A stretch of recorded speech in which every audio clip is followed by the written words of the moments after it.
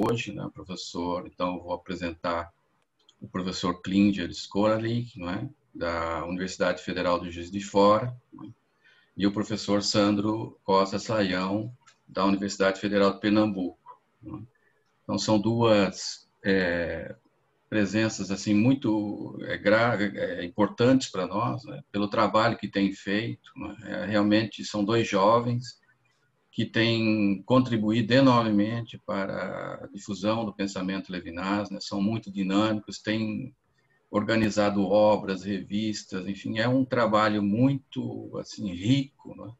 A gente fica muito contente de poder contar com o trabalho de ambos, né, nesse dia, nesse momento, num tema tão também denso e importante, que é o tema da morte, né? Levinas e a morte nessas jornadas, então, do pensamento de Levinas, pensamento totalitário em tempos de pandemia. Né? Então, eu gostaria de agradecer, então, os dois professores, né? Sejam bem-vindos. Né? Nós tínhamos combinado um pouquinho, o Klinger tinha chegado, o professor Klinger, então eu passaria primeiramente a palavra para ele, né? E depois ao professor Sandro, né? Nós temos assim uns 20, 25 minutos para cada um.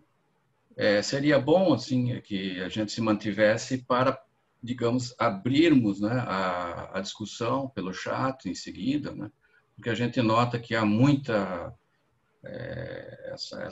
esse desejo de também de estar perguntando, de estar participando, então isso é muito importante para nós. Né? Então eu não vou me alongar, então eu vou passar então a palavra ao professor Klinger, né?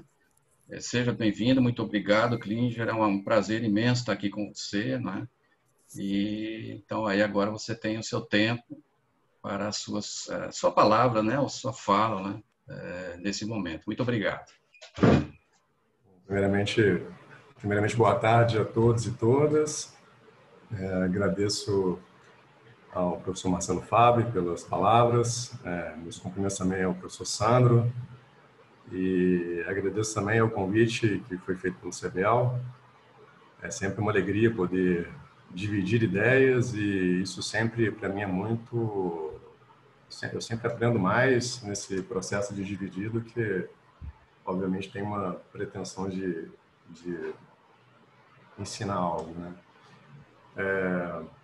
Bom, eu vou tentar... Eu pensei uma apresentação mais livre, fiz um esquema aqui, vou segui-lo, sem seguir um texto propriamente.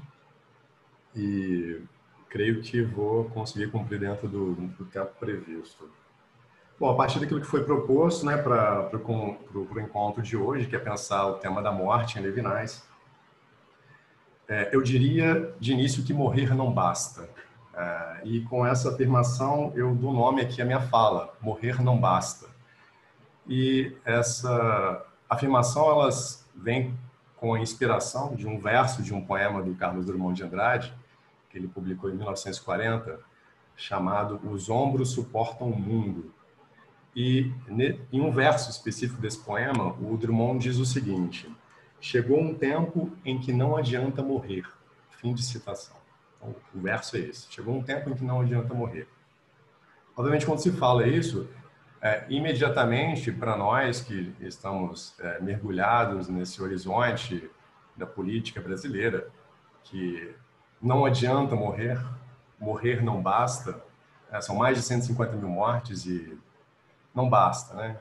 Seguem-se os... E daí, só uma gripezinha, paciência para quem não tem histórico de atleta, etc, etc, etc.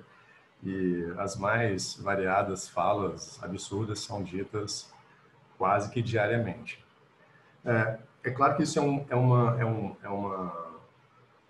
é algo que nos remete de imediato a essa condição da necropolítica instaurada no país a partir de uma ideologia específica de um governo. Mas, para além disso e aquém disso, é possível afirmar que isso é a própria condição do político. De algum modo, Levinas é um autor que desconfia fortemente da política, embora seja possível filosofia política a partir de Levinas. Mas, para além dessa necropolítica que se instaura hoje no país e que é muito evidente, né, pelo menos para boa parte da população, ao mesmo tempo, existe a indicação de que isso também faz referência a uma, digamos, uma morte imortal. O Marx, ele faz referência a uma expressão do Lucrécio, que diz que a chamada morte imortal. De algum modo, a política, ela sempre faz referência a uma morte mortal, a uma condição necro que nunca se desfaz, que é perene, ela é indissolúvel.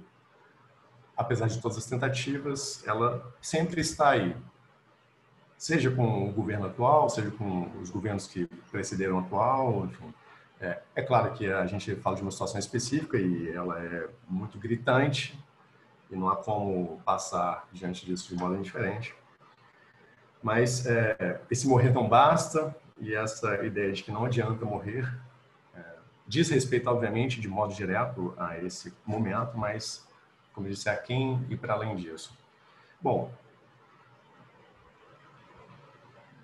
para falar especificamente sobre o tema da morte em Levinas, quando se fala em morte em Levinas, é preciso... vou falar de um modo mais abrangente, considerando que nem todos talvez tenham tanta proximidade com Levinas. Ele está em diálogo com Heidegger. Né? E para se pensar esse diálogo com Heidegger, e para quem quiser entender um pouco mais, há dois textos que são indicados, né, para se pensar esse tema da morte em Levinas e essa relação com Heidegger. Um está numa coletânea chamada Entre Nós, Ensaios sobre a Autoridade, que foi publicado pela Vozes. Tem um textozinho lá do Levinas chamado Morrer Por. E um outro publicado pela edição 70, que é Deus, a Morte e o Tempo. Nesses dois livros é possível você ter uma boa ideia sobre aquilo que o Levinas pensa sobre a questão da morte, na relação que ele estabelece com Heidegger. E eu vou falar rapidamente sobre isso aqui. Bom, quando se pensa a questão da morte em Heidegger, o Heidegger sempre vai pensar o chamado Dasein, né? Que didaticamente a gente pode chamar de ser humano, embora ele não esteja falando que é ser humano. Esse ser aí humano, é sempre pensado a partir da relação com a morte. É na minha relação, no meu ir para a morte, no meu caminhar para a morte, é que se abrem as possibilidades de eu me ganhar e de eu me ganhar autenticamente, de eu me descolar da impessoalidade, de eu me descolar do agente e me apropriar. A ideia de uma propriedade atravessa a relação que o Heidegger estabelece com o pensamento sobre a morte. Então, na relação com a morte, há sempre uma compreensão de si possível.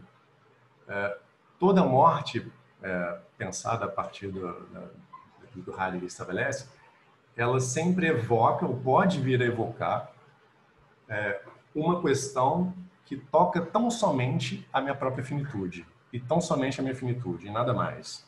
De modo que o Heidegger tem uma obra, né, a obra mais importante do Heidegger, Ser e Tempo. O Casanova é quem diz isso, ele diz que ser e tempo deveria ser, a gente poderia pensar ser e tempo, ao invés de escrever ser e tempo, deveria ser ser é tempo. Ser é tempo porque o tempo é sempre finitude, e é a partir da relação com a finitude que essas possibilidades do Dasein se abrem, o horizonte se abre. E o Levinas, na contramão disso que o Heidegger está dizendo, né, que a relação com a morte é sempre da ordem de uma positividade possível, o Levinas, e sempre dentro desse jogo da autenticidade, o Levinas, na contramão disso, vai propor a relação entre tempo e outro. E o Levinas tem um texto chamado O Tempo e o Outro. Nessa relação entre o tempo e o outro, é o outro que instaura a possibilidade da temporalidade. É o outro que instaura a possibilidade do tempo aqui, agora. Para o Heidegger, isso não é um problema nessa relação com a morte em Heidegger. A morte de alguém, ou o meu ser para a morte, ele só diz respeito a mim. Isso não diz respeito não me coloque em relação de modo algum com um outro alguém. Levinas pensa de modo completamente oposto a Heidegger nesse sentido. Então, afirmando que toda morte é sempre, ou deveria ser pensada a partir de um morrer por, ou de um morrer para o outro, ou de um morrer junto, ou, eu diria, também de um morrer de mãos dadas.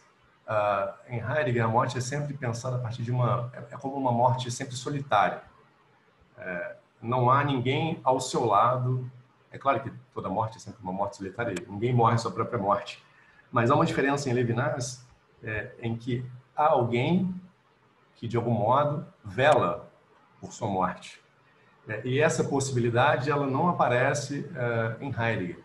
Ora, em tempos de pandemia no Brasil, isso sempre é muito sensível, assim, pensar que aqueles 152, não sei mais quantos mil que já morreram, estão, assim, foram destinados a essa morte solitária, sem alguém ao lado, nem mesmo por parte do governo que pudesse oferecer uma palavra de atenção ou de cuidado, enfim. De modo que a morte, o morrer para o outro, é sempre anterior à morte autêntica, ou seja, à minha morte. O Levinas vai dizer, em um texto que está em Deus, a Morte e o Tempo, eu vou citar uma frase do Levinas, que é a seguinte: a relação com a morte de outrem, não é um saber sobre a morte de outrem. Não há nenhuma possibilidade de eu pensar a morte de alguém a partir da condição de compreensão. A morte de alguém não é da ordem da compreensão.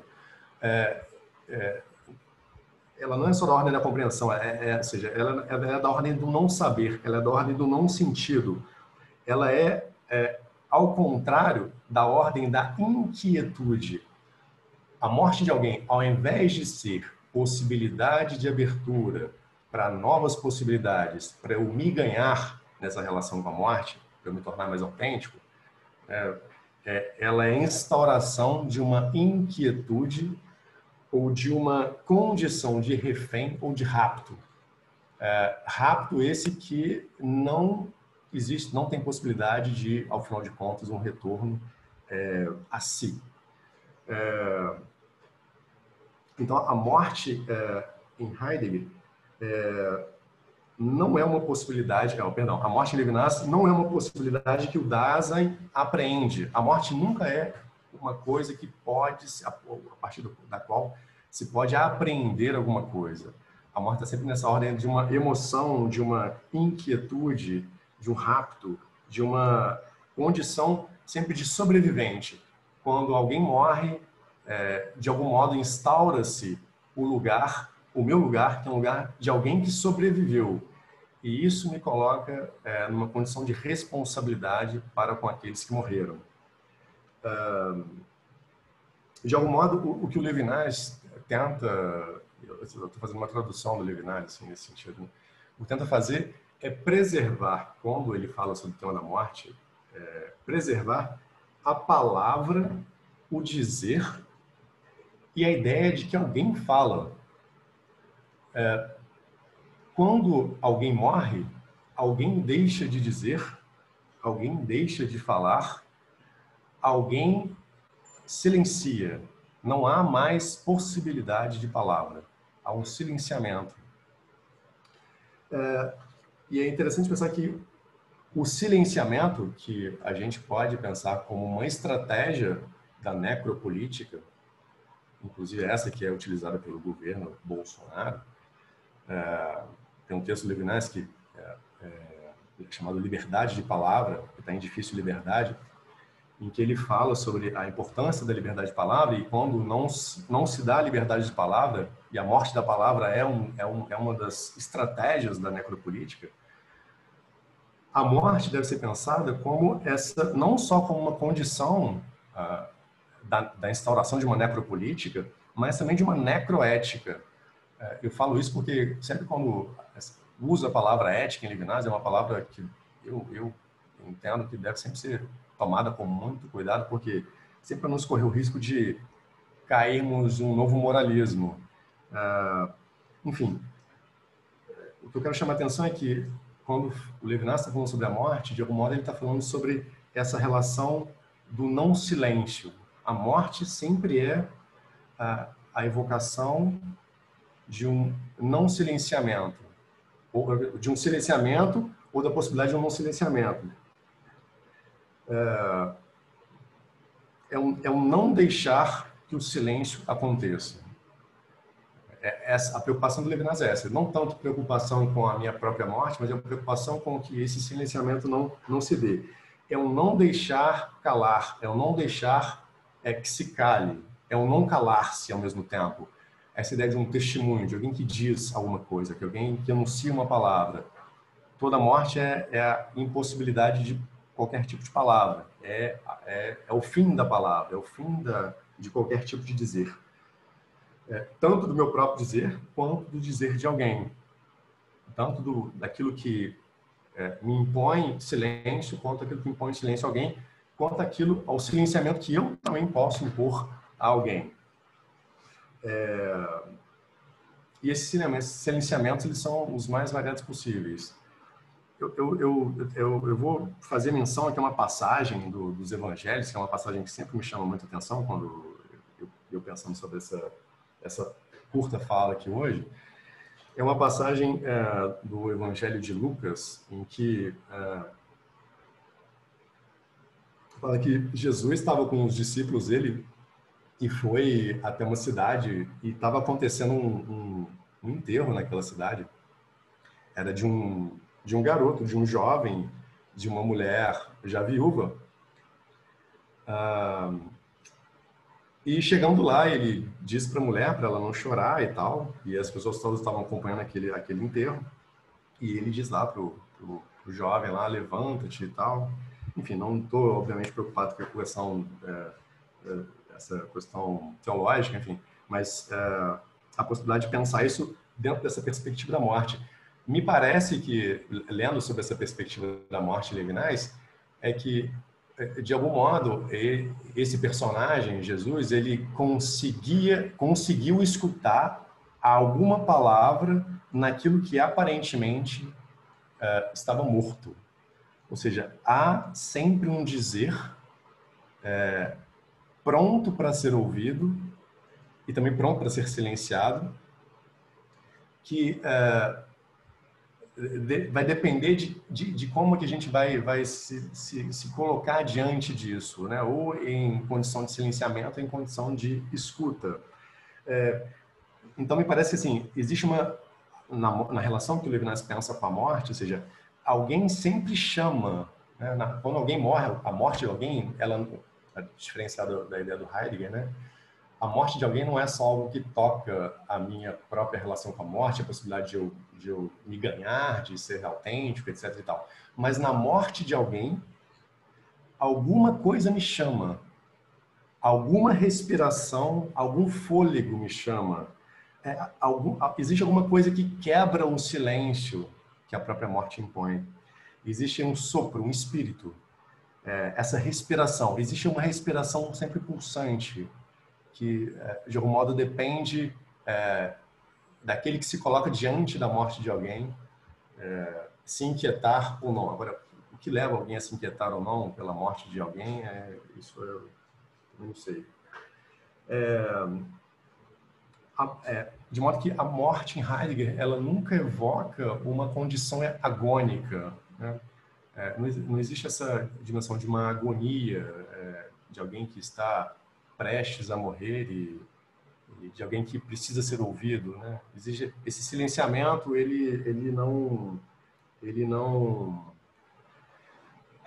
esse silenciamento ele permanece. Levinas, ele de algum modo quer quebrar, me parece, né? Essa é uma leitura que eu faço um pouco disso, quer quebrar esse silenciamento que se coloca diante da situação da morte.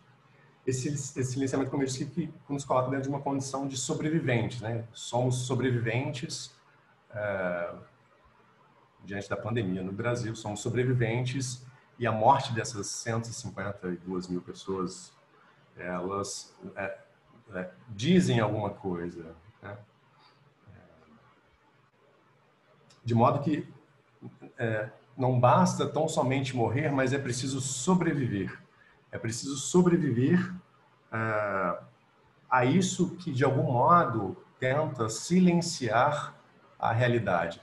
Eu estou dizendo silenciar, não sei se me faço claro, mas esse silenciamento é uma estratégia que eu estou dizendo, um silenciamento é uma estratégia da necropolítica. Escapar a esse silenciamento é pensar a morte sob uma outra perspectiva, sob uma perspectiva de que a morte de alguém sempre vem primeiro do que a minha própria morte. A morte de alguém sempre é um grito. A morte de alguém, ou deveria sempre ser um grito, né? Pois, do contrário, a morte de quem quer que seja é sempre a destinação ao silêncio. Seja dessas 152 mil pessoas, seja da Marielle, ou de quem quer que seja, das inúmeras vítimas do totalitarismo, das inúmeras vítimas, não só da pandemia, mas de todo um sistema político que sempre opera por essa lógica necro, né? Que não é, como eu disse, não é uma especificidade da pandemia, desse contexto necropolítico brasileiro, mas que é uma condição que é aquém e além disso ao mesmo tempo. Então, saber-se sobrevivente é, de algum modo, aquilo para o qual o Levinas quer chamar atenção quando fala sobre a questão da morte. E nesse Brasil em que não adianta morrer, isso é algo muito sensível e que deveria nos chamar a atenção, né, para pensarmos como nós lidamos com esses muitos silenciamentos que se dão diante das mortes, dessas inúmeras mortes, não só com a pandemia, mas com toda uma ordem política que, como eu disse, é anterior a tudo isso. Bom, eu não sei se me fiz claro, assim, o que eu tentei estabelecer aqui é pensar, levantar um pouco essa ideia da relação da morte em Heidegger e de Levinas, chamando a atenção que, para o Heidegger, toda a questão da morte é pensada como, ao final de contas, um problema que toca tão somente a minha própria existência, e que em Levinas a morte, ela antes de ser um problema que toca a minha existência, né, ou seja, o problema se eu vou ficar doente ou não, o problema é que a morte de alguém me diz respeito. A morte de alguém sempre me diz respeito. E a morte de alguém me diz respeito, e dizer respeito significa deixar que alguém fale, ou seja, dar voz a é sempre fazer ou levar em consideração a vida de alguém. Era essa mais ou menos a ideia que eu tinha para apresentar. Não sei se me fiz claro. Se houver... enfim, é um tema... Assim, eu precisaria de mais tempo para falar, para desenvolver outras ideias relacionadas a isso, mas eu quero tentar me prender aqui ao meu tempo. Eu teria mais 4 minutos, mas eu encerro por aqui. Espero que durante as perguntas possa esclarecer qualquer tipo de questão que não ficou bem clara. Obrigado. Muito obrigado, professor Klinger. Palavras que realmente nos fazem perceber, digamos assim, não só a complexidade, né, a atualidade também de Levinas, né, mas a profundidade da discussão filosófica disso. Né? Então, é realmente impactante ver, né, como que em Levinas, digamos, há uma reflexão sólida, digamos assim, de uma densidade impressionante, né, e que abre para vários âmbitos, né, que nós poderíamos detectar, mas a sua fala realmente toca um ponto essencial e nos mostra claramente a profundidade, a complexidade. Né? Muito obrigado pela sua fala. Nós ainda vamos ter contato em breve, então faremos as perguntas e tal. Eu vou passar imediatamente então a palavra para o caro professor Sandro, agradecendo mais uma vez, Sandro, a sua vinda, né? E lembrar que ontem foi o Dia dos Professores, né? E eu esqueci de cumprimentá-las, então a gente está aqui com figuras emblemáticas aí da docência, né? Enfim, eu quero parabenizar a todos e a todas, né, que estejam aí nesse caminho, né? O Klinger também. A gente nota que, além de serem conhecedores, são também grandes professores, né? Isso é muito bonito de ver. Muito obrigado. Então, vou passar a palavra para o professor Sandro agora. Sandro, a palavra é tua, meu caro. Pronto, muito obrigado. Eu acho que é uma alegria, né? Então, uma alegria ouvir Klinger, já não várias vezes dividimos as mesmas mesas, né, por aí nos congressos. Eu acho que esse grupo que estuda Levinas acaba se tornando uma grande família que se encontra às vezes, agora essa possibilidade de nos encontrarmos online, mas quando a gente se encontra, eu me lembro que uma vez eu estava na França e o François Seba me disse: "Nossa, como vocês se gostam, né?" Eu disse: "Eu acho que a gente se gosta, sim." Até porque a gente fala uma mesma língua, então eu acho que a gente gosta daqueles que falam a mesma língua. Mas é uma alegria e eu agradeço muitíssimo, né, ao Nilo, ao Marcelo Fabre que está aqui, ao Diogo, né, e o Gregory, principalmente o Gregory, né, um queridão. Eu fiquei com esse desafio, né, da gente pensar sobre a questão da morte num tempo onde ela nos ameaça, né? A ameaça da morte. Levinas tem uma questão muito singular que ele fala em Totalidade do Infinito, diz: a morte ameaça-me do além, né? É engraçado que agora ela não é tão além assim, mas ela é do invisível, que é um vírus, né? Mas é de algo que está a morte de um além das minhas próprias forças, das minhas próprias capacidades cognitivas, de algo que eu não posso tatear e não posso, talvez, ter sobre o controle dos meus processos ontológicos e aqueles sobre os quais eu poderia repousar e botar as afirmações do que é, né? A morte talvez seja uma grande dimensão de alteridade também, né? No sentido de que adiante dela não tem que ser outra coisa senão a paciência, porque a paciência de algo que me chega, do qual eu não tenho controle, que eu não tenho poder e não sei o que dizer. E eu me lembrava aqui de uma coisa que eu acho que é das mais belas, dessa civilização maravilhosa que já esteve entre nós, que são os gregos, né? E na hora da morte de Sócrates, ele diz uma coisa que é tão maravilhosa, que ele diz assim: "Mas eis a hora de partir.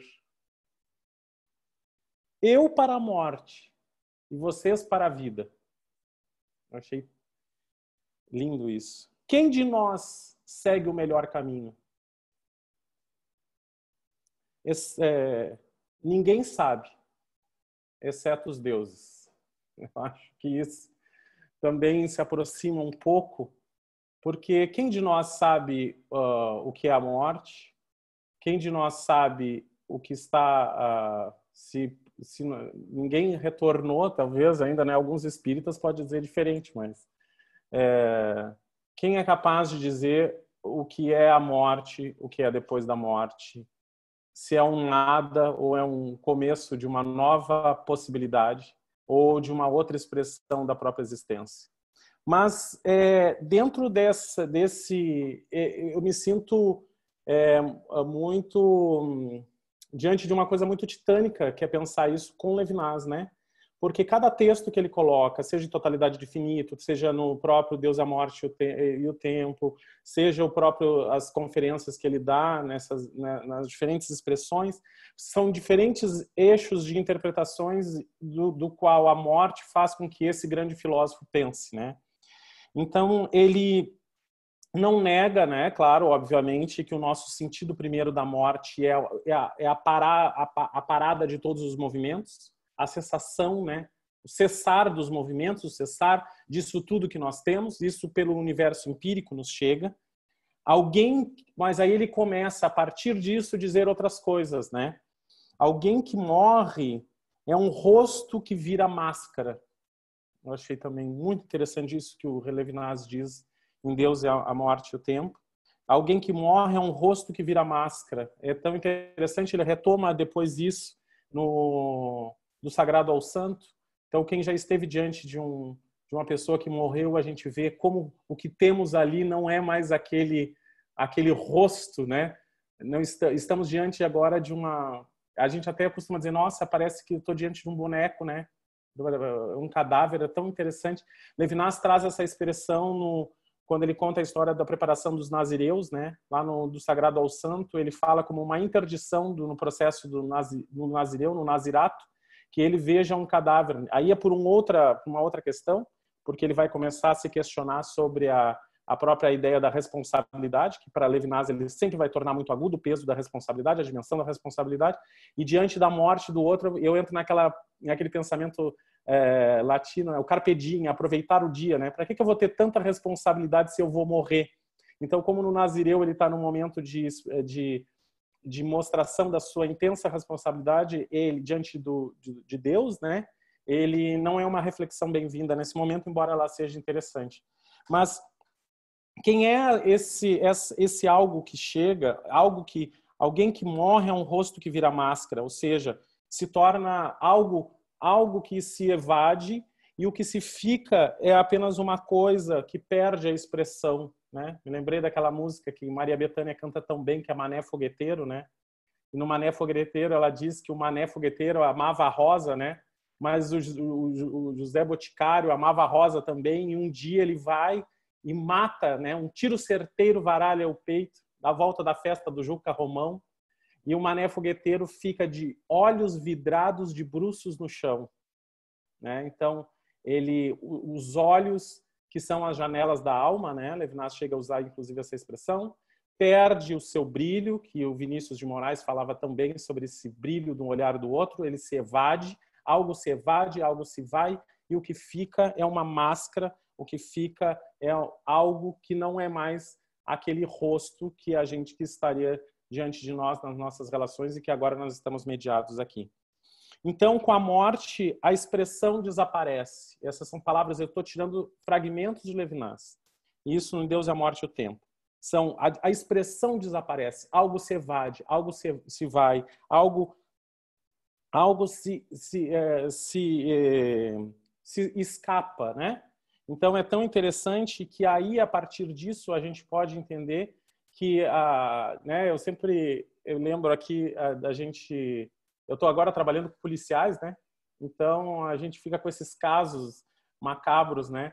A pessoa que matou a outra e deu 60 facadas, né? Então, ela está tentando matar alguém que uma só facada já matava, mas ele está querendo matar algo que não está ali naquele corpo, que não é o corpo, que é corpo também, é corporeidade, mas que está além, né? Por isso que depois a gente começa a entender também por que Levinas, a relação com o outro, é uma relação metafísica, que excede a physis, pois não está na physis, né? É além da physis, é meta, além. E aí a gente começa, quando eu trago esse caso da própria morte, do outro, né? No assassinato, a gente vê já um sentido negativo da morte, né? Isso é palavras de Levinas também. Vemos o sentido negativo da morte no desejo de matar o outro, em aniquilar e reduzi-lo ao nada que eu compreendo que a morte seja, né? Então, reduzir ao nada o outro. Então, eu quero reduzir ao nada, mas é interessante que a morte do corpo, simplesmente, eu quero matar. Eu acho muito interessante quando entra também essas questões dos travestis, né? O pessoal desfigura o rosto. Ele quer atingir alguma coisa, ele quer matar alguma coisa, ele quer desfigurar alguma coisa que não é necessariamente apenas aquele corpo, mas é algo que está além do outro. Então, nesse sentido negativo da morte do outro, que Levinas passeia por esse sentido que a morte expressa, a morte se mostra aqui como também a morte do outro, como o ápice da minha indiferença, como um ápice do meu egoísmo. No caso, quando o sentido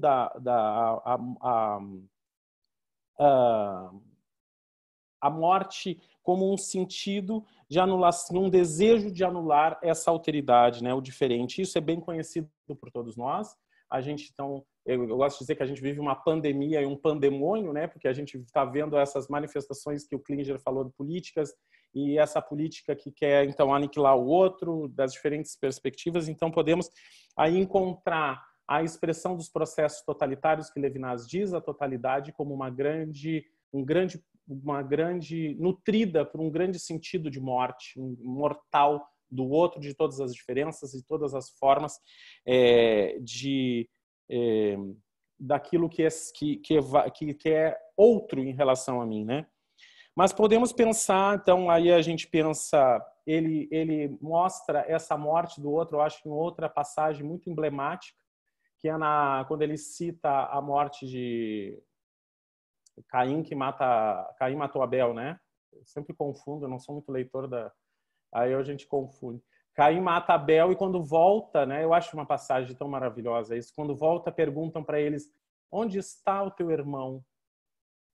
E a resposta dele, que não é irônica, mas ele diz: eu sou eu e ele é ele.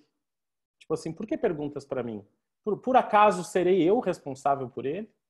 É tão interessante essa passagem, porque aí Levinas diz que aqui não tem um problema de lógica, né? Não tem um problema de lógica, porque somos adultos e o adulto sempre é responsável, cada um é responsável por si, mas na perspectiva da proximidade, quando estamos nesse encontro interhumano, um outro sentido surge, que é um sentido de uma conexão de responsabilidade uns com os outros, que Levinas agora vai potencializar e vai tornar dito nessa expressão que ele vai chamar na face humana de todos nós, nessa face humana, onde seria absurdamente desumano não ser responsável pelo meu irmão. Quer dizer, Caim foi incapaz de ouvir a fina voz do silêncio, né? Os finos laços que nos unem uns aos outros nessa imensa responsabilidade, que é aquilo que tipifica as relações humanas, né? Então, às vezes, eu fico me perguntando se nesse diálogo que ele trava com Heidegger e Klinger, eu não vou voltar nisso, mas se a morte, essa luta com a morte não como um nada, porque eu não posso afirmar o que é a própria morte, mas eu confundo a morte com aquilo que é contra mim, aquilo que é contra mim. Então eu luto com aquilo que é contra a mim mesmo. Então, em que sentido o outro se torna uma ameaça de morte para mim?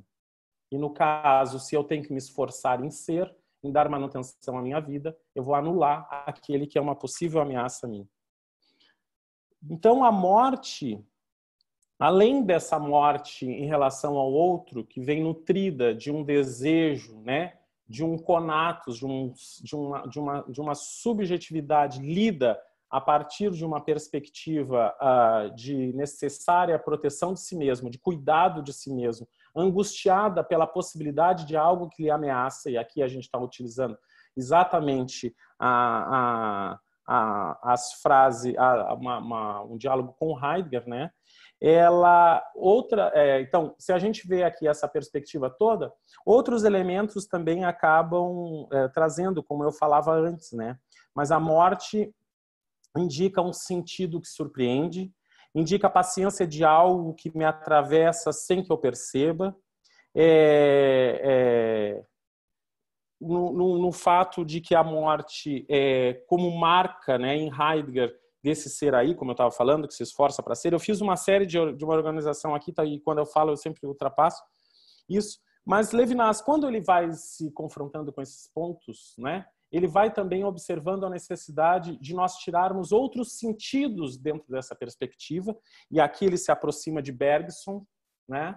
Um sentido de tempo agora, de duração, que a vida que nos anima não é mais uma relação com a morte, com o fim, com nada, mas com a experiência viva com o outro. Uma experiência viva com o outro. Talvez ele esteja querendo olhar exatamente para esse tempo como duração bergsoniana, né? Que, no caso, se a gente não pode especular tanto assim sobre essa alteridade, esse algo que nos extravasa, mas a gente pode agora pensar, então, esse elan, né? Que Bergson diz, um elan vital.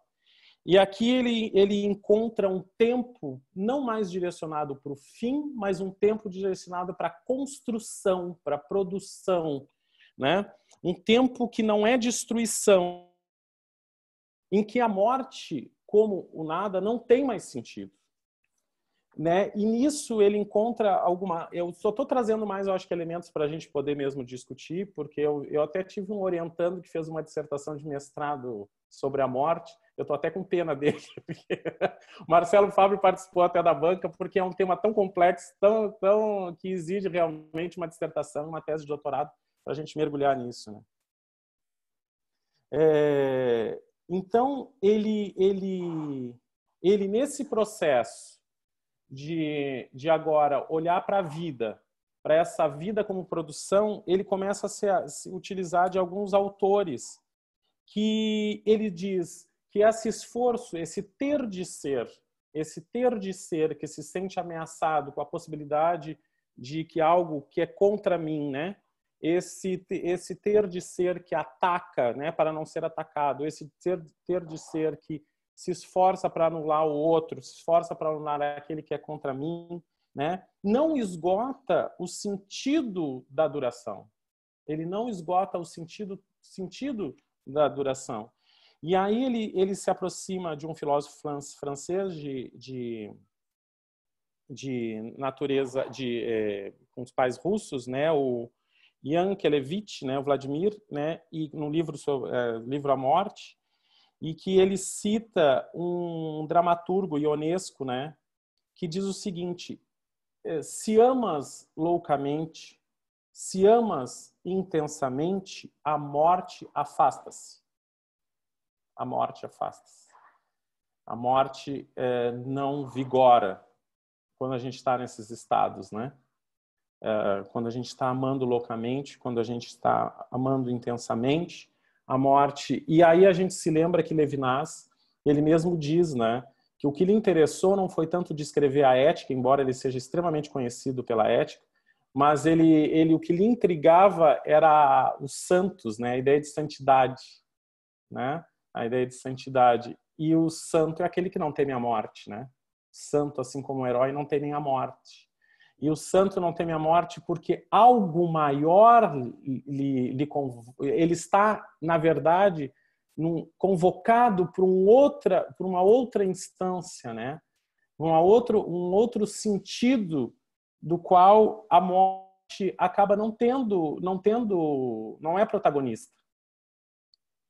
Então ele cita Ernest Bloch também, né, que o sentido da morte não esgote o seu sentido em ser signo do nada, né?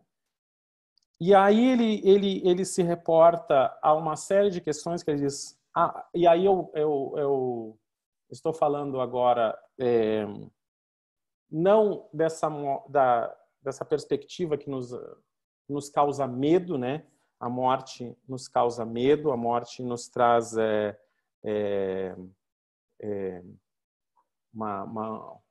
medo terrível, né?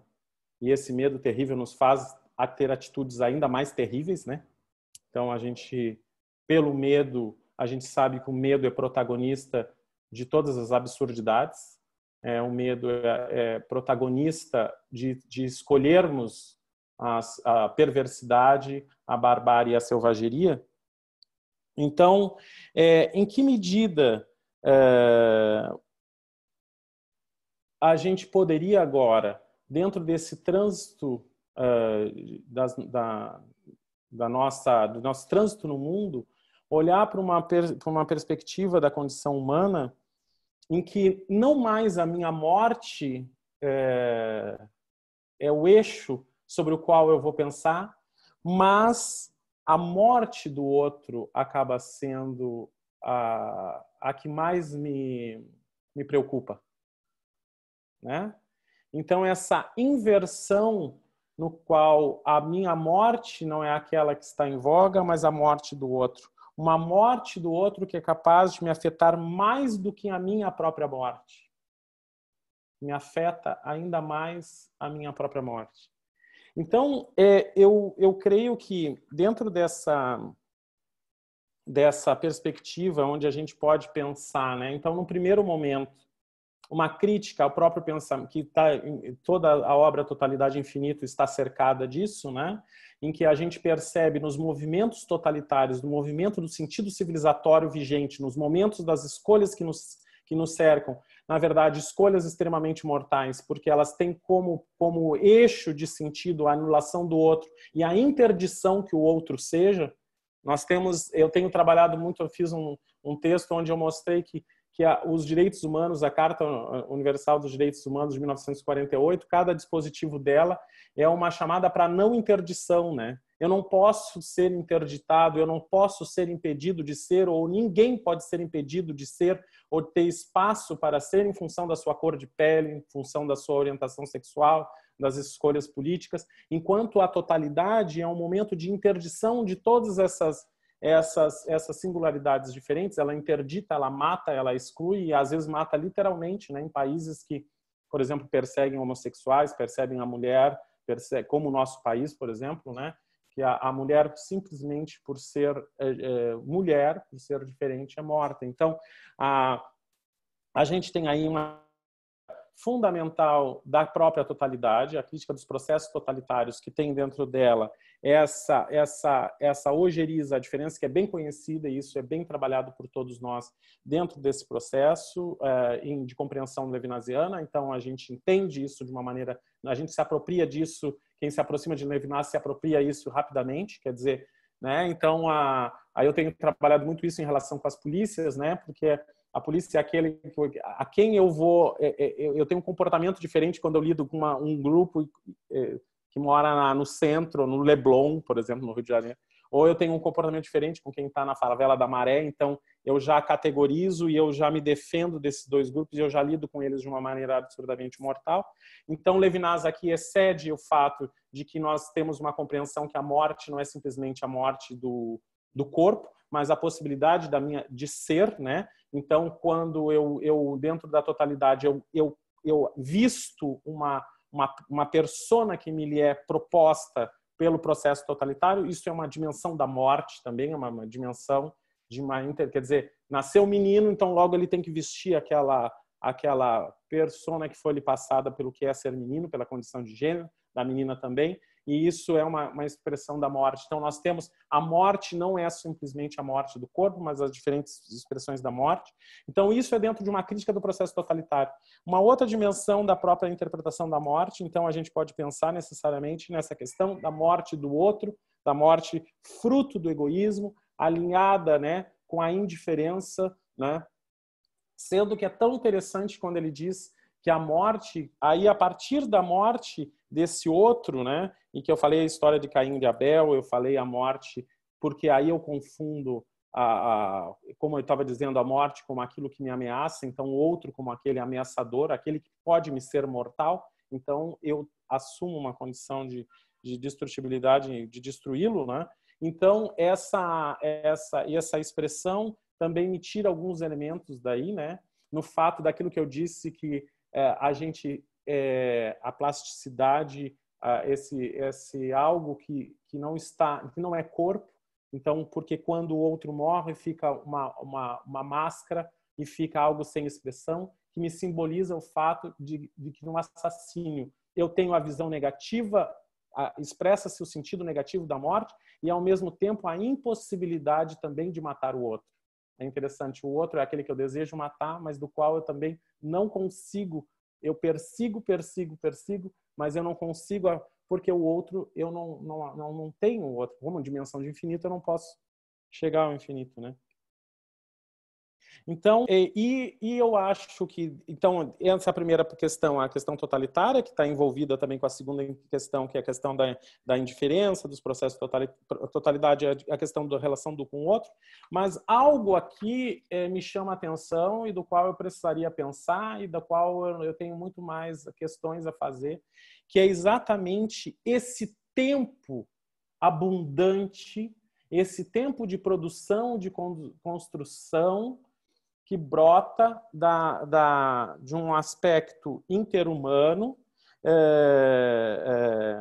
em que a vida não é mais uma relação com a morte, com o fim, mas com a experiência do outro, com o desafio de responder ao outro, com o desafio de viver, né, para a oferta, né? Eu sempre me chamou a atenção isso em Levinas, né? Quando eu fiz a minha tese de doutorado, que foi sobre a leveza do humano, né? É uma coisa meio complicada de pensar isso até em Levinas, porque é o peso infinito da responsabilidade, o peso absurdo de responder ao outro, de carregar um fardo, né, da resposta, de cuidar a minha resposta para que essa minha resposta em relação ao outro não seja mortal.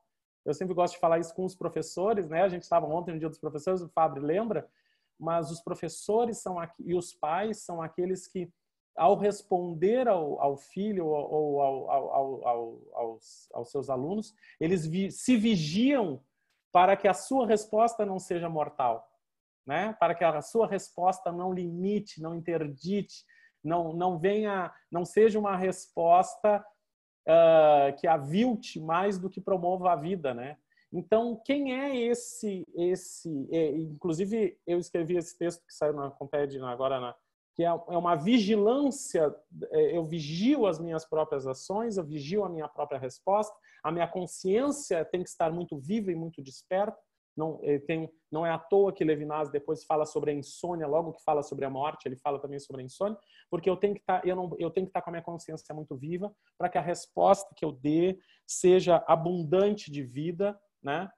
Mas quando eu fiz a minha tese de doutorado, eu encontrei aqui a responsabilidade ainda mais responsável, e é aquela que a gente diz, né, que é uma expressão que ele usa também, que eu ofereço o pão da minha boca com a boca do outro, e isso que eu ofereço não pode ser amargo, né? Então ele não pode vir carregado também de peso. Por isso que o bem é sempre atravessado de leveza. Ainda um dia talvez eu consiga dizer melhor isso do que eu disse na minha tese de doutorado. Mas me encanta esse tempo onde que nós estamos aqui reunidos, aí eu já estou encerrando, nós estamos num tempo ameaçador, num tempo de uma atmosfera mortal, de escolhas mortais, tanto no campo político, no campo individual, nós temos escolhas mortais, né? O Márcio está aqui, o Márcio Luiz Costa está aqui, trabalha com o pessoal da psicologia, eu me lembro que a gente trabalhando com as mulheres no Instituto Maria da Penha, né? Porque nós também escolhemos nossos algozes, porque nós fazemos escolhas mortais para nós mesmos, e quem sabe o medo da morte, ou a morte já não me é tão conhecida, que eu temo, na verdade, a diferença, porque a vida é puro movimento, pura transformação, pura novidade que surge, né? E eu temo também esse novo que chega, eu temo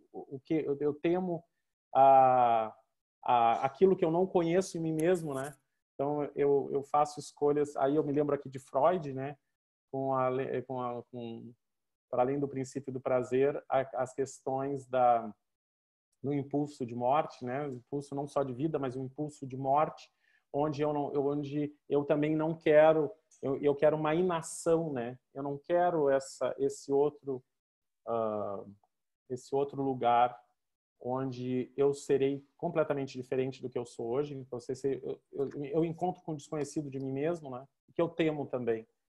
Então, esse medo que nos avilta, então a gente está no amálgama do medo, né? A gente está agora, a sociedade está temerosa. Por isso, eu acho, quando me perguntam se a sociedade vai mudar, eu sempre gosto de dizer que ela vai, talvez, se aperfeiçoar tecnologicamente, mas como nós estamos tirando coisas do medo, a gente talvez aperfeiçoe os processos mortais ainda mais, né? Porque eu não vejo como tirar do medo coisas que sejam positivas, né? Ele sempre é contaminado pelo próprio medo. Bom, eu tentei fazer esse percurso, não sei se eu trouxe algumas questões que possam ser interessantes. Eu pensei aqui em diferentes elementos. É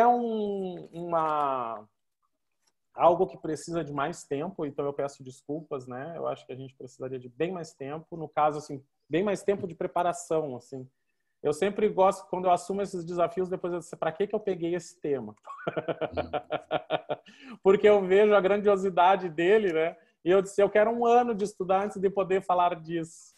Mas eu acho que nós estamos em tempo de descobrir, né, a construção eu gosto de dizer, nós estamos aqui juntos e como a vida eu vou tirar desse encontro, dessa aproximação com o outro, novas formas de alegria de estar junto, né? Eu gosto de reforçar isso, alegria de estar junto, Eu sempre gosto de dizer, se eu estou lá numa ilha solitária, agora a gente ficou nas ilhas solitárias, fechado nos apartamentos, fiquei 3 meses aqui fechado, eu, meus gatos, meus cachorros.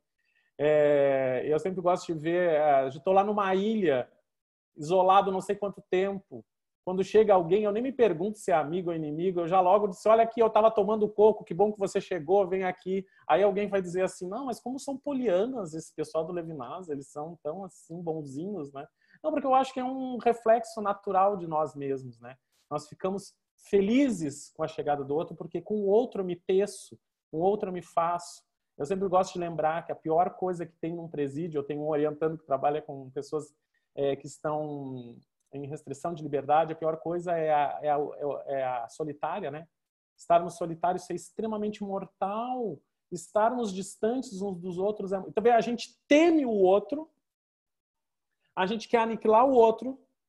Os pais reclamam porque os filhos bagunçam a casa. Quando ficam sozinhos, com as paredes vazias, aí é um horror, aquilo é mortal. Então, nós temos que descobrir essa alegria que é nós estarmos juntos, não termos medo. Eu acho que o sistema, aí sim, o sentido do civilizatório, ele nos ensinou a ter medo de tudo isso. E nós aí a gente fica repetindo esse medo. Então, eu gosto de conversar com os pais, né? Porque meu filho faz isso, faz isso. Por exemplo, quando for embora e você ficar com o ninho vazio, com aquelas paredes, olhando para as paredes, você vai que chatice, isso é um horror. Então, isso sim é mortal. E aí a gente pensa numa escola ou numa universidade. Claro que a gente não gosta dos problemas existentes, mas esse burburinho da condição humana, desses entremeios, que a gente não... Agora a gente tem que aprender a responder às diferenças de um modo menos violento, menos mortal, porque as diferenças não são por si só mortais, né? Agora a forma como eu encaro elas e como eu respondo a elas, aí sim eu estou assumindo a morte para si. Então, estamos na iminência de um tempo muito singular, onde eu acho que o pensamento de Levinas tem muito a nos dizer, muito a nos ensinar e muito a nos dar sentidos, né? Sentido aí como direção mesmo, direcionamento para o humano, ou para assumirmos definitivamente a desumanidade e com isso nos destruirmos, né? Isso é uma possibilidade também, né? Mas obrigado, espero... É difícil falar diante dos mestres, aí estamos com o Marcelo, com o Nilo, com o Klinger, né, com o Márcio. Sempre é um atrevimento falar com vocês, mas muito obrigado. Obrigado, querido Sandro, pelas belas palavras, aprofundando a temática, trazendo elementos de totalidade do infinito, um toque bergsoniano que considero essencial. Foi muito importante, né, esse viés que você nos trouxe. Acho que foi assim, as duas exposições abriram assim para nós elementos essenciais. Muito obrigado, viu? Foi muito bom. Eu vou passar então imediatamente às perguntas, né? Algumas delas. Então aí eu peço também ao Grego que se ele puder me alertar se eu estiver pulando alguma coisa. Bom, eu vou começar assim. Humberto Mireschi, ele pede para o professor Sandro, acho que digitar o nome do Yankelevich, eu acho que é o autor russo que ele falou, tá? Isso. Eu até coloquei aqui, Marcelo, privadamente para o Humberto. Eu vou mandar aqui para todos já, ok? Tá bem. Perfeito, Grego, obrigado. Então, tem o Leandro Gornick Nunes, né? Então, eu vou ler a pergunta dele. Diz assim: boa tarde a todos, caros professores Klinger e Sandro, boa tarde, parabéns pela exposição. Peço licença para formular a seguinte questão. No direito penal, a morte é justificada nas situações de legítima defesa e de estado de necessidade. Ou seja, quando a morte de outrem se mostra caminho inafastável para a sobrevivência do eu, como essa questão poderia ser trabalhada na filosofia levinasiana? Um abraço. Acho que é para os dois, então. Tá? Acho que eles respondem, acho melhor, depois aí a gente vai acrescentando. Tá. Palavra de vocês. Só pedir ao Klinger e ao Sandro para a gente responder de forma ágil, que tem bastantes perguntas, que é boa coisa, né? Pergunta cabeluda dessa tem que... tem que ser uma resposta cautelosa, né? Vai lá, com vocês. A resposta é cautelosa, de fato, porque é uma pergunta difícil. Enfim, também não acho que haja uma resposta. Acho que a gente está aqui pensando juntos, né? Mas, de todo modo, o Levinas está tentando pensar uma ética, uma política para além do direito, para além da ideia de direito.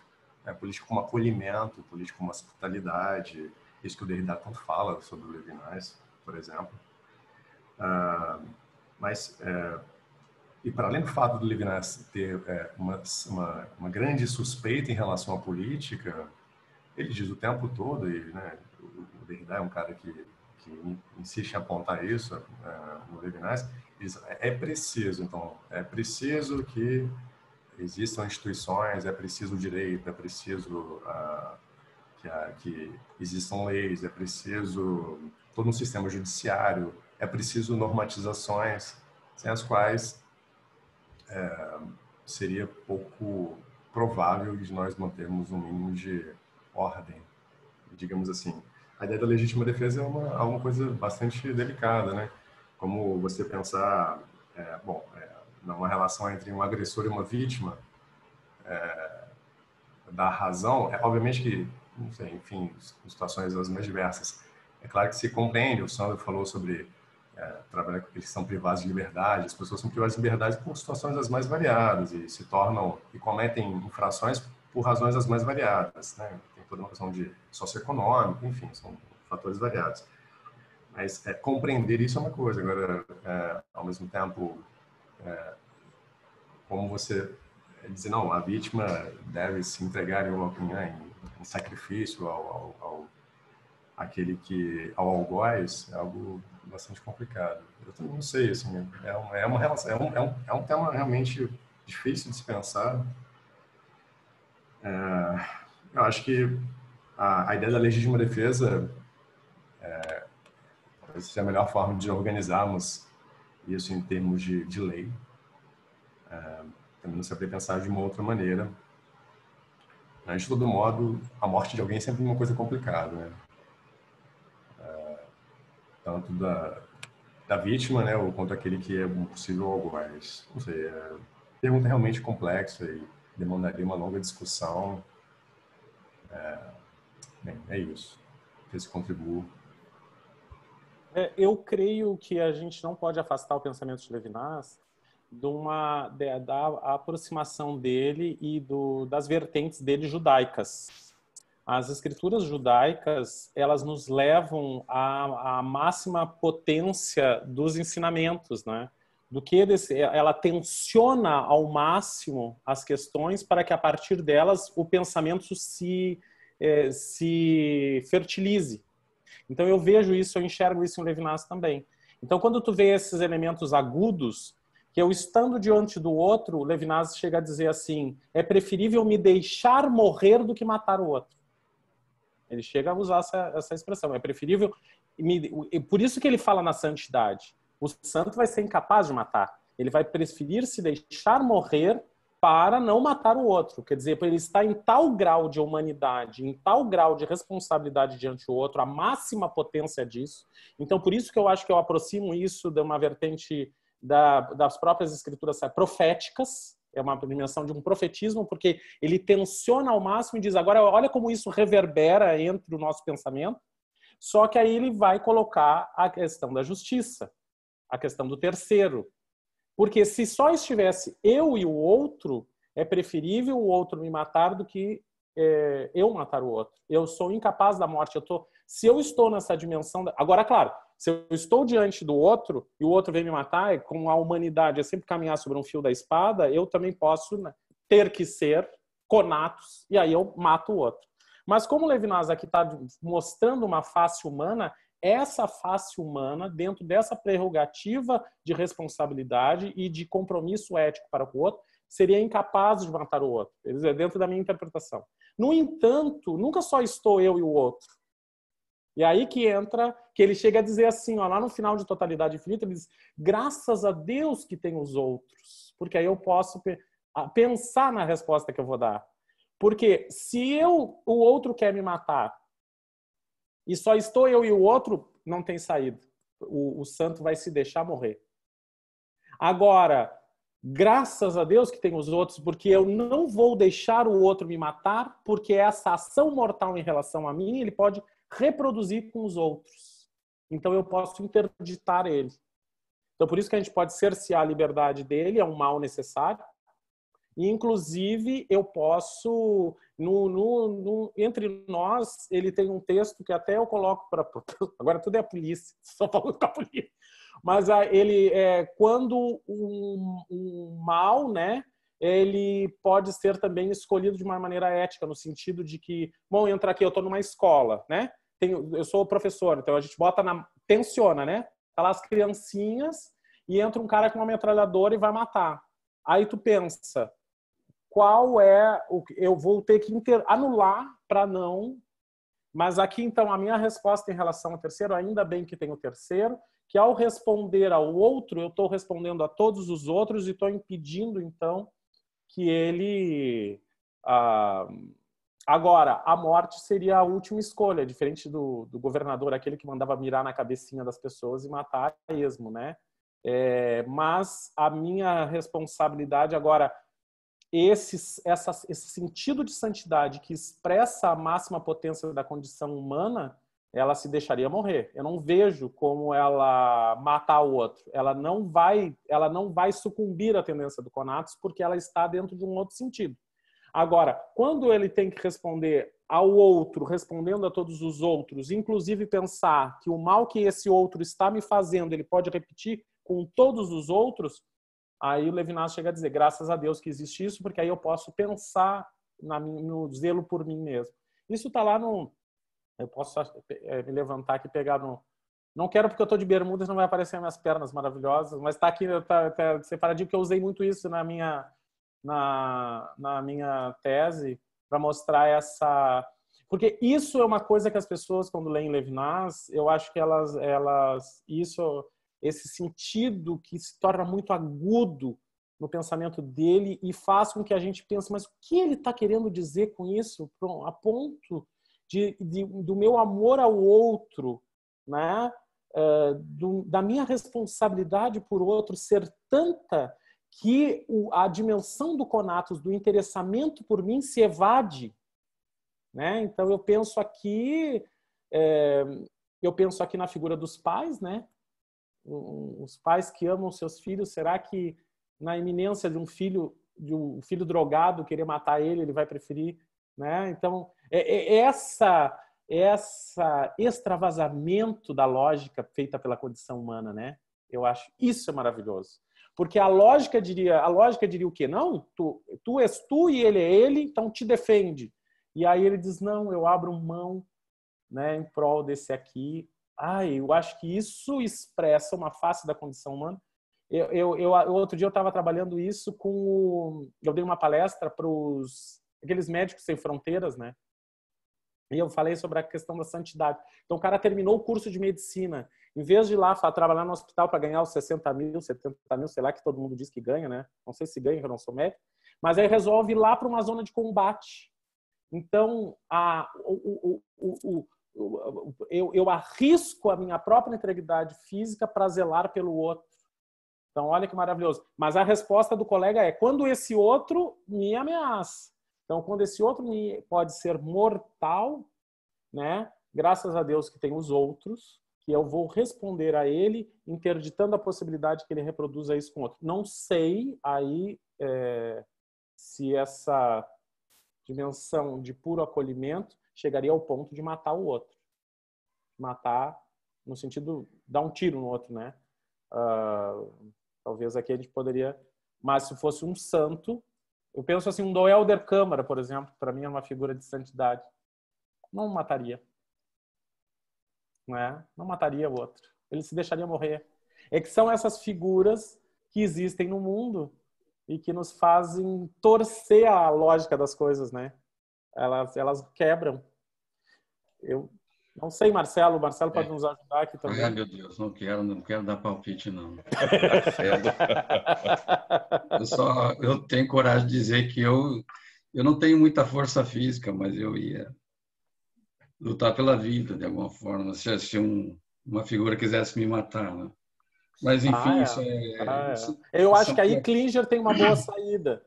Eu acho se assim, eu não posso assumir o sentido máximo dessa responsabilidade, as instituições poderiam assumir, né? sim.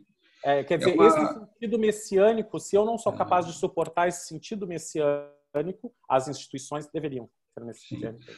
Sim. Vou passar para o Klinger, depois o Gregory me ajuda. Se eu vou pular algumas, eu vou voltar. Aí o Gregory me ajuda. Então, para o Klinger, do Gabriel de Jesus Wessler: professor, escrever livros é uma forma de, mesmo morto, não silenciarmos, pelo menos, as nossas ideias. E Luiz Soares, saudações. Aliás, essa questão da legítima defesa nos últimos anos tornou-se mais evidente um pensamento com direito à música em rede nacional de que quando alguém de mal morre, isso é um problema dele, e antes ele do que eu. No fundo, divide-se a sociedade em pessoas de bem e pessoas de mal. Onde comemora-se a morte de pessoas de mal, onde comemora-se a morte de pessoas de mal. Esta busca de comemoração da morte do outro, que me ameaça, é um movimento que tende a aumentar, principalmente no Brasil, ou podemos pensar em uma retração dessa maneira social de pensamento. Acho que deu, né? Para o Klinger, depois vou fazer a do Sandro, tá? Essas duas, para mim, né, Marcelo? Exato. Bom, obrigado pelas perguntas. Eu creio que sim, a ideia de escrever livros, mas é uma forma de não silenciarmos. Mas mais que é algo que eu tenho pensado recentemente, assim, quando eu pensei esse convite difícil de falar sobre um tema tão complexo em Levinas, que envolve um diálogo profundo com Heidegger e tal. Mas isso, de alguma forma, atravessa aquilo que eu venho fazendo no doutorado, no que diz respeito, eu tenho pensado mais na questão da política em Levinas. E isso me veio recentemente, assim, a ideia de que, ao final de contas, o que está em jogo é eu tenho pensado, sobretudo, a questão da desobediência em Levinas, que, de algum modo, pensar política em Levinas ou pensar a ética em Levinas é sempre pensar a possibilidade de dizer, de falar, de testemunhar. Testemunhar é muito mais do que uma coisa muito mirabolante, é uma coisa bem simples, é não se deixar fazer vítima do silêncio. É porque muitas coisas nos fazem vítima do silêncio, mas muitas, são inúmeras as coisas que nos fazem vítima do silêncio. Eu digo não só a mim, mas a todos nós. Para uns mais que outros, depende obviamente, de situações econômicas e, enfim, inúmeras outras situações, mas poder dizer, o fato de podermos dizer uns para os outros, falarmos, enunciarmos, estou aqui, sou eu, me escute, eu estou aqui, eu sou alguém único. Isso já é a possibilidade de não nos silenciar, assim, de não morrermos de alguma forma. É uma forma de disseminação, né? A palavra sempre está ligada à ideia da criação. Quando a gente fala, a gente rompe com o silêncio, a gente cria, a gente transforma. É a possibilidade de transformação. Estamos aqui falando, né? De algum modo, nos transformamos uns aos outros. E creio que isso é escrever livros, certamente, né? Mas não só escrever livros. E com relação a outra questão da música em rede nacional,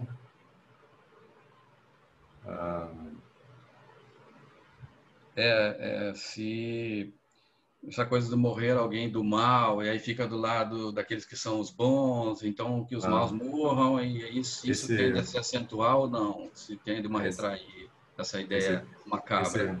Essa coisa maniqueísta, assim, né? Esse é um problema também bastante complicado, essa divisão entre os bons e os maus, né? Isso mas hoje se fala cidadãos de bem, esses cidadãos de bem que, enfim, isso é bastante questionável. Mas é claro que toda acentuação de uma animosidade entre grupos, ela nunca é benéfica do ponto de vista de uma ordem social. Então, não sei se eu entendi muito bem a pergunta, mas... No caso, acho que essa divisão de aqueles que merecem viver mais do que outros, porque esses outros seriam os maus, os vilões. Aquele discurso de Dória, por exemplo, que mata logo o bandido e para que os bons vivam, aquela coisa assim. Né? Isso tende a se acentuar ou não. É difícil prever, mas... quer dizer, dentro de uma perspectiva de um país que defende a bandeira da morte, né? A bandeira da arma, né? Fazer arminha, coisas do tipo. É complicado. Existe o mal e vamos eliminar esse mal. Exato. É claro, assim, ele está falando sobre existem as instituições estão aí para isso, assim, não sou eu que tenho que decidir quem vai viver, quem vai morrer.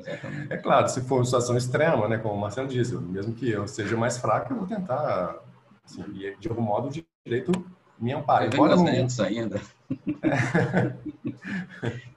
Embora eu não acho que talvez alguém numa situação de conflito vai pensar, agora eu vou matar ele. Pode ser que acabe matando, até por acidente, né? Mas, agora, você decidir, você ter o juízo sobre a quem vive e quem morre, não cabe a você, cabe às instituições. E ainda assim, é uma questão bastante polêmica. Se tiver, as instituições decidem, vão adotar a pena de morte. Bom, isso também é bastante complexo, né? Mas, de todo modo, as instituições seriam esse elemento, como o Sandro bem colocou, é o terceiro, é aquilo que deveria, que equilibra, de algum modo, o jogo de forças. Mas, no entanto, não necessariamente impõe a justiça. Ou se alguém morre, a justiça já se desfez, já não existe mais justiça possível para alguém que morreu, ou para uma vítima que sofreu qualquer tipo de violência. Já está dado. A injustiça já se deu. E não há reparação possível. Instituição qualquer é capaz de reparar uma violência realizada contra alguém.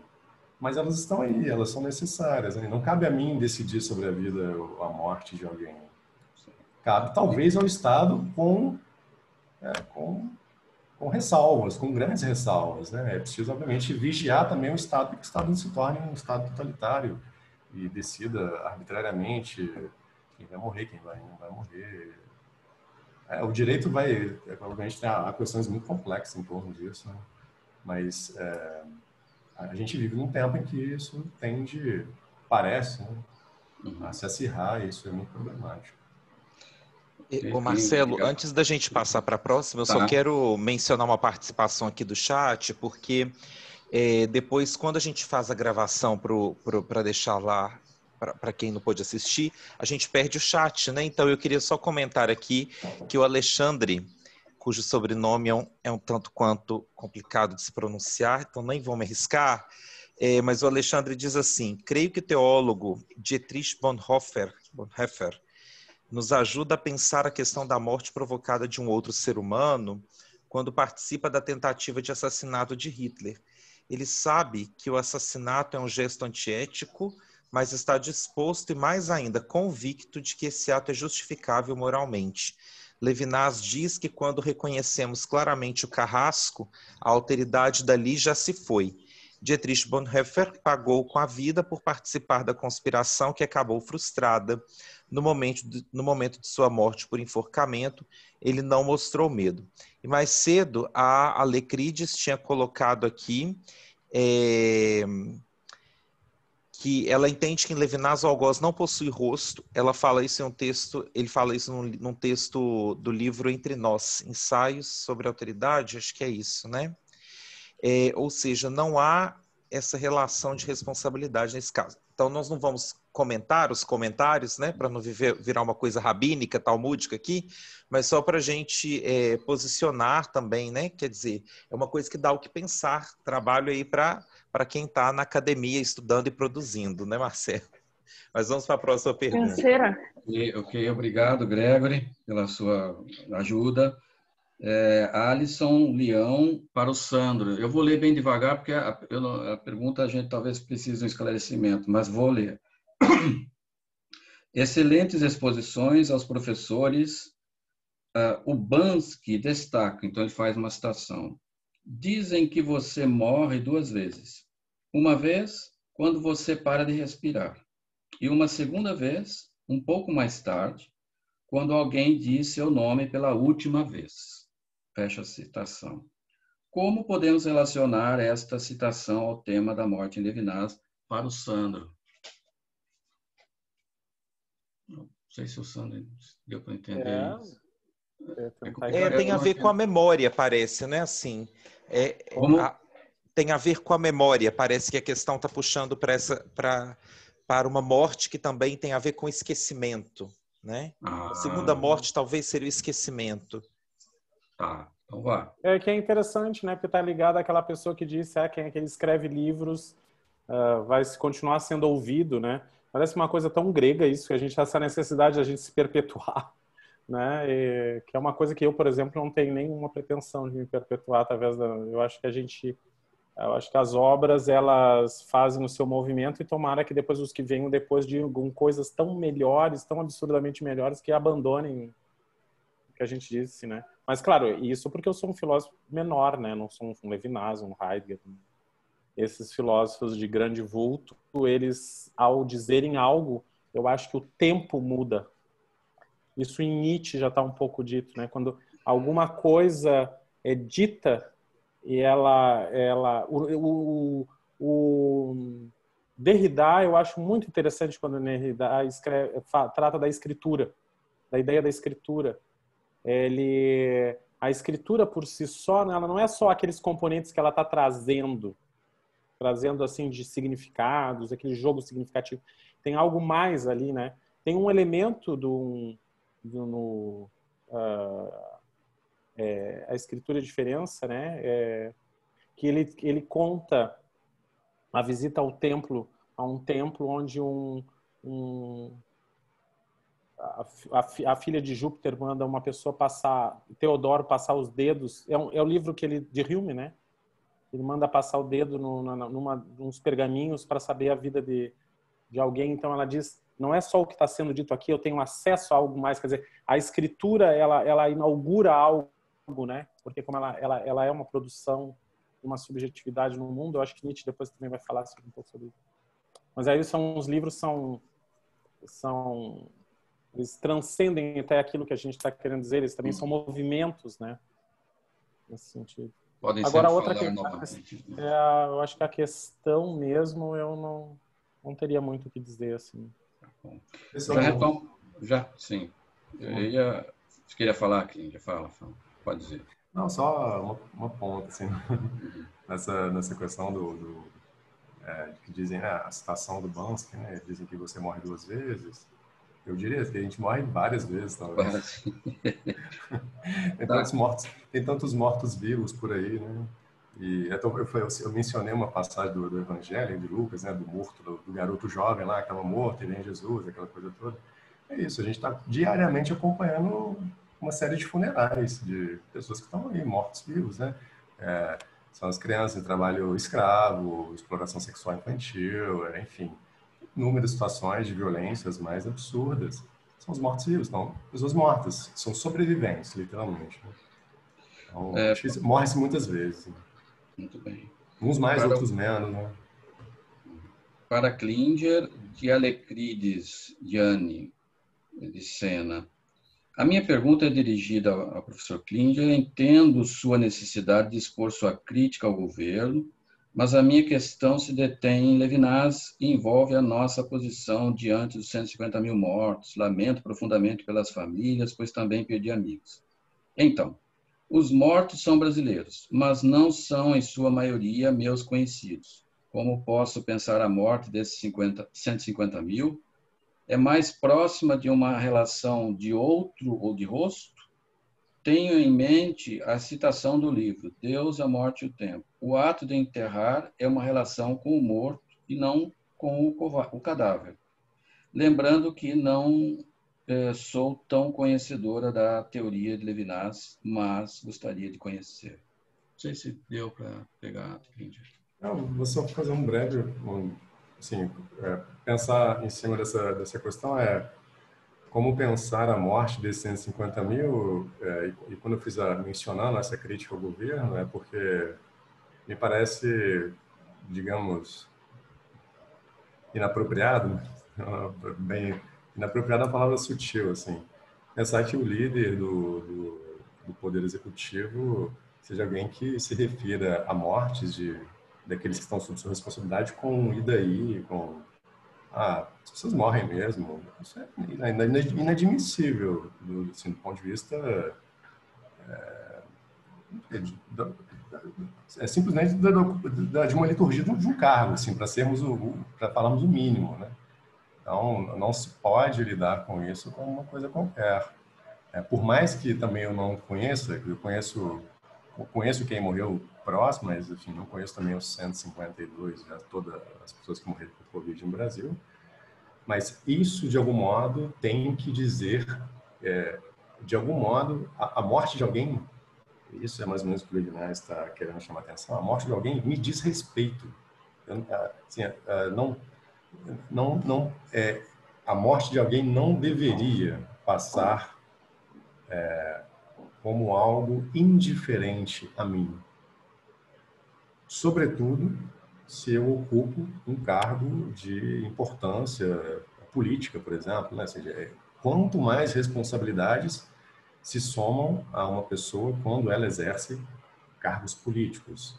Então, existe uma responsabilidade que se soma. Eu tenho muito menos responsabilidade, pesa sobre mim, do que sobre aquele que tem um grande cargo, ocupa uma função política. É claro que, de algum modo, pensando levinasianamente, tudo nos diz respeito, em um certo sentido, mas isso não pode me passar como algo indiferente, ou não deveria, pelo menos, né? Porque nós não estamos ali, ou não estamos lidando com cadáveres, né? Com números, são mortos, são pessoas que foram silenciadas de algum modo, né? Não falam mais, não são capazes mais de falar e, de algum modo, para as quais agora eu sou testemunho. Né? Eu falei Marielle, que Marielle não é capaz mais de falar, mas falam por ela, né? Alguém é capaz de testemunhar e continuar dizendo em nome dela, enfim. Por aí. Muito bem, acho que encerramos as perguntas, né, Marcelo? Professor Marcelo, o microfone está mudo. Desculpa, estava mudo. Sim. Acho que o nosso tempo está esgotando, né? Isso. Eu não sei se o professor Sandro quer fazer pegar essa questão final e também completar alguma coisa. Tá bem? Não, eu acho que foi muito bom. Eu acho que ficam várias chamadas para a gente se debruçar sobre os textos, né, e tentar explorá-los de uma maneira mais atenta. Eu acho que isso que Klinger nos chama é o fato de nós termos se nós fizermos um diagnóstico da nossa sociedade, é uma sociedade desumanizada, né, porque ela está totalmente indiferente, a indiferença está reinando, né. Então, as minhas necessidades estão muito maiores do que me predispor a acolher a necessidade do outro, né? Então, nesse processo de blindagem e de engessamento em mim mesmo, né? Eu vou reproduzindo e aceitando uma lógica bárbara, né? Que está aí expressa, né? No Pantanal pegando fogo, na floresta sendo queimada, os bichos morrendo, os índios sendo ameaçados e mortos, né? Não é só ameaçados e mortos. A morte, se a gente fosse olhar mesmo, é que a gente tem Nietzsche dizia, né? Humano demasiado humano, ninguém mais morre de verdades porque a gente tem antídoto para tudo. Então a gente cria antídotos para não perceber que a gente está para poder continuar vivo e até respirando, né? Se a gente se desse conta, a gente talvez morresse sufocado, né? Que nem Funés, o memorioso, né? Do texto do Borges. Funés Memorioso, o texto do Borges é um texto maravilhoso, que ele tem um acidente e quando ele se recupera do acidente, ele consegue lembrar de tudo, absurdamente tudo, né? E ele dizia, como eu posso chamar folhas de árvores se eu me lembro de cada uma delas, eu sei o nome de cada uma das folhas? Como eu posso chamar de nuvens, todas as nuvens que estão no céu, se eu conheço cada uma delas, eu sei o nome de cada uma delas? Ele morre com 45 anos com problemas pulmonares, né? Focado talvez pelo peso nós somos uma sociedade que quer esquecer, né? A gente está no espetáculo da morte, cada dia é uma morte diferente. A gente já esqueceu da barbárie que foi feita ontem, amanhã a gente vai esquecer da de hoje. E o Funés é o contraponto do que nos tornamos, né? Não temos memória, não temos sensibilidade, matamos essa sensibilidade com os produtos que a gente compra oferecidos pelo capital, né? E aí a gente vai aceitando a morte se desdobrando entre nós. Então, alguns, por fragilidade, para não sofrer, vão reproduzir ainda mais isso, né? Mas eu acho que fica o convite aí para todos nós para pensarmos adiante, né? Essa parte tão dolorosa, tão pesada que é pensar a morte, né? Mas ela é a partir da morte que a gente talvez possa tentar como outros sentidos, né, também. Olha, muito obrigado para vocês dois, foi muito rico, eu fico assim, de fato, muito contente com essa possibilidade, parabéns para os dois. Greg, eu vou passar a palavra para você fazer o fechamento, queria agradecer a equipe do CEBEL, a todos que estão aí mobilizados, queria agradecer também a todos que falaram, que fizeram perguntas, talvez não tenha dado para contemplar a todos, mas a gente vai, na medida possível, respondendo, tá? Muito obrigado mesmo. Até a próxima semana. Eu vou passar a palavra para o Gregor para ele fazer o fechamento, se tiver alguma informação também. Sim, um abraço para todos e obrigado, viu? Temos aqui os avisos paroquiais, como sempre, né? São indispensáveis. Bom, eu só quero comentar aqui que o professor Ozanam, né, mencionou que em breve sairá um livro sobre a morte vista pelos filósofos, e ele então tem nesse livro um capítulo sobre a morte do outro em Levinas. O livro vai sair pela editora da UFABC, né, Universidade Federal do ABC Paulista, e é organizado pelo professor Pedro Calixto, da Federal de Juiz de Fora. Bom, minha gente, eu agradeço evidentemente muito a presença de todos vocês, né? E gostaria aqui de encerrar lembrando que na semana que vem temos o nosso encontro sobre a política a partir de Levinas. Participam conosco o professor Ozanam Vicente Carrara e também o professor José André da Costa. Será um encontro muito potente, né? Esperamos a presença de todos vocês e a gente deseja aqui uma excelente semana a todos, um bom fim de semana e até a próxima sexta. Até mais. Boa tarde. Obrigado, Greg. Obrigado a todos, viu? Até já.